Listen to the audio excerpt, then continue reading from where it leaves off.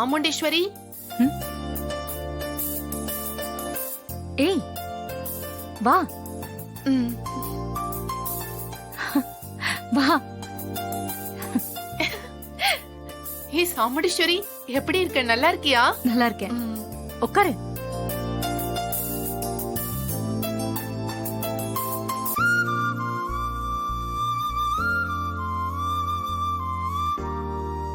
ஓ, இவ யாருன்னு பாக்குறீங்களா? இவதான் என் க்ளோஸ் ஃப்ரெண்ட் வேதநாயகி.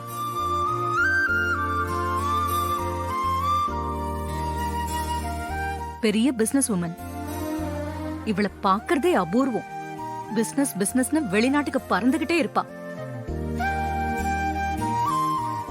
இவ வந்தது எனக்கே ஷாக்கிங்கா இருக்கு. ஹே போதும், நிறுத்து. என்ன பத்தி ஓவரா சொல்லி எல்லாரையும் பயன்படுத்தாத. நான் உண்மையை தானடி சொல்றேன். நீ திடீர்னு வந்தது எனக்கே ஆச்சரியமா தான் இருக்கு. நீ ரொம்ப பிஸியா இருக்கிற ஆளாச்சே. என் பொண்ணு கல்யாணத்துக்கு நான் உனக்கு பத்திரிக்கை வச்சேன்.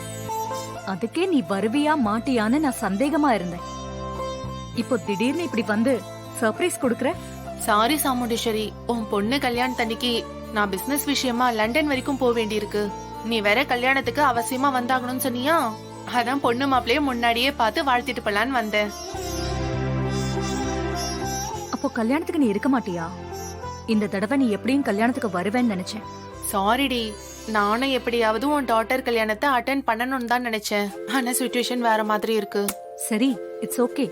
இப்போ நீ வந்ததே எனக்கு சந்தோஷம் தான். என் சிச்சுவேஷனை புரிஞ்சுக்கிட்டியே, ரொம்ப சந்தோஷம். சரி, பொண்ணு மாப்பிள்ளை எங்க?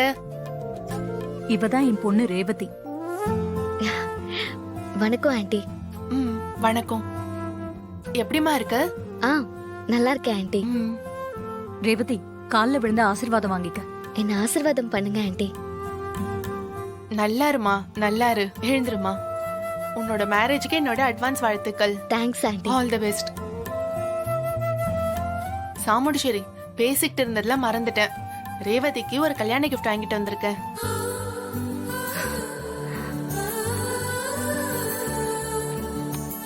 இந்த அம்மா உன்னோட கல்யாணத்துக்கு என்னோட small gift. Thanks aunty. It's ஓகேமா.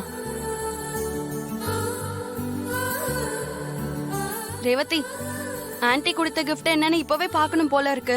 ஓபன் பண்ணு. ஏய் ரோஹிணி, சும்மா இருக்க மாட்டியா? சாமுண்டீஸ்வரி விடு, பொண்ணுங்க தான் ஆசைப்படுறாங்கல்ல, பிரிச்சு பாக்கட்டுமே. மா, அதான் ஆன்ட்டி ஓகே சொல்லிட்டாங்கல்ல. ரேவதி, நீ ஓபன் பண்ண பார்க்கலாம். சரிங்க. மகேஷ், ரேவதி அம்மாவோட ஃப்ரெண்டு ரேவதிக்கு ஒரு வைர நெக்லஸ் கிஃப்டா கொடுத்தாங்க. அது அப்படியே ஜொலிக்குது. கவலைப்படாத, கல்யாணம் முடிஞ்சதும் அந்த வைர நெக்லஸ் உன் கழுத்துக்கு தான் வந்து சேரும். ஆமா, உன் கழுத்துக்கு தான் வரப்போகுது. இதெல்லாம் கல்யாணம் நடந்ததானே? கல்யாணமே நடக்க போறதில்ல, அப்புறம் என்ன? எங்களை பத்தின உண்மை தெரிஞ்சிருந்தோம் உன்னால எதுவும் செய்ய முடியல. இப்ப மட்டும் என்ன பெருசா செஞ்சு கிழிச்சிரு போற. சும்மா இப்படி வாய்ஸ் விடால் வேணா விட்டுட்டு தெரியலாம். வேற ஒன்னும் உன்னால பண்ண முடியாது. மாயா, இவன் கிட்ட எல்லாம் இதுக்கு வெட்டி பேச்சு. வா.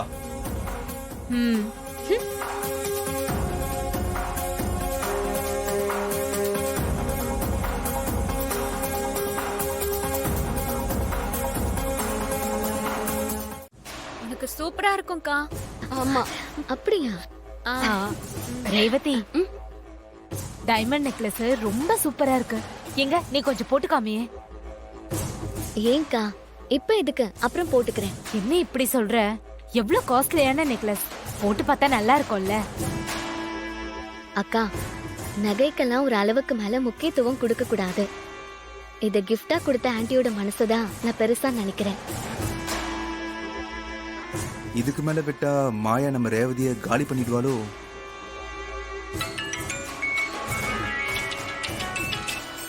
ஹலோ, கேக்குதாடி? இல்ல, எனக்கு ஒழுங்கா கேக்கல. இரு, வெளிய வரேன். ஹலோ ரேவதி, உனக்கு தான் போன். இது வந்துடுறேன் மகேஷ்.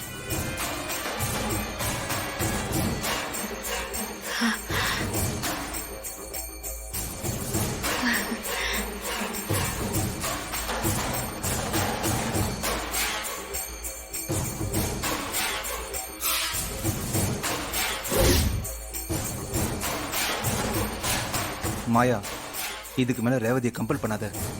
அவ தப்பா எடுத்துக்க போறா.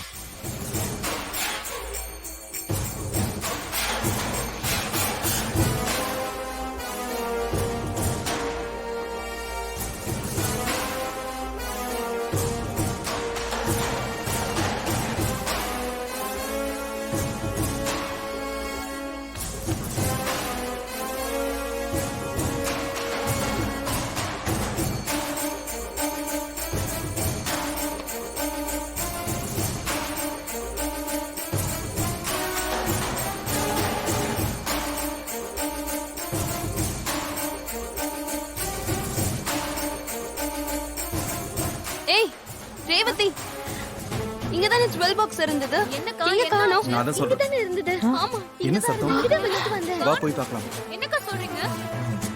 எங்க போயிருக்கோம்? எப்படி இங்க வச்சது ஆமாக்கா, இங்கதான் இருந்தது. எங்க காணோம்?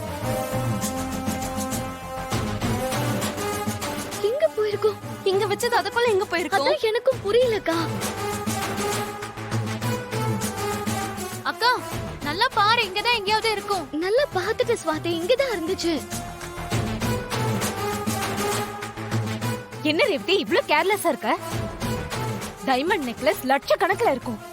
அத சாதாரணமா காணோம்னு சொல்லிட்டு இருக்க. பொறுப்பா இருக்க வேண்டாமா?